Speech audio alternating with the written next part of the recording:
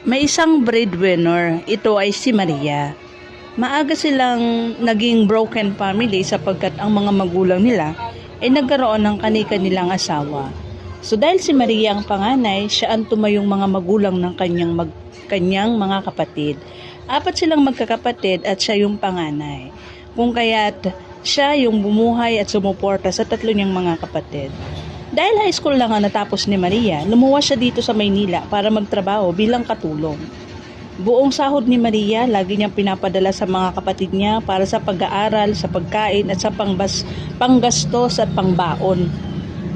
Minsan, overvalue na siya sa kanyang amo, may maipadala lamang siya sa kanyang mga kapatid. Hanggang sa lumipas ang mahabang panahon at natulungan ni Maria na ang kanyang mga kapatid ay makapagtapos ng kolehiyo. Ito ay dahil sa pagsisikap niya, sa pagtsatsaga niya na matulungan ng mga ito. At ang magandang balita pa dito, ang 3 kapatid niya nagkaroon na rin ng kani-kanilang trabaho. At tuwing buwan at buwan-buwan, kinsenas katapusan ay sumasahod ang mga ito.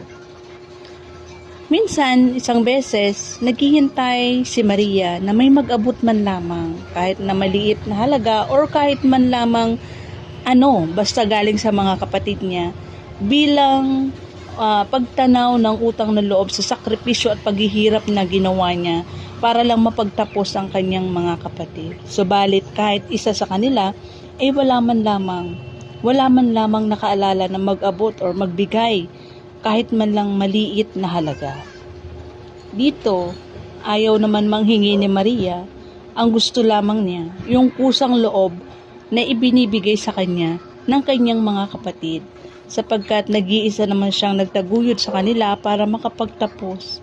Umaasa siya na kahit maliit or kunting halaga, maliit na bagay, may makaalala man lamang sana na magbigay tuwing sa sahod ang mga ito.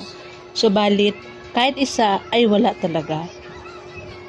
Hindi na umasa si Maria ng tuluyan. At kahit wala man lamang nakaalala sa mga kapatid ni Maria na magtanaw ng utang na loob, ay nakita ito ni Lord. At si Maria ay hindi pinabayaan ni Lord. Si Maria, binigyan siya nito ng negosyo. At meron siyang income araw-araw. Hindi man siya nakatanggap ng kahit na anong mula sa kanyang mga kapatid na pinagtapos niya ng kolehiyo, meron naman siyang pinagkukunan ng kita araw-araw. Dahil sa kabutihan niya, ay pinagkalooban siya ni Lord ng negosyo.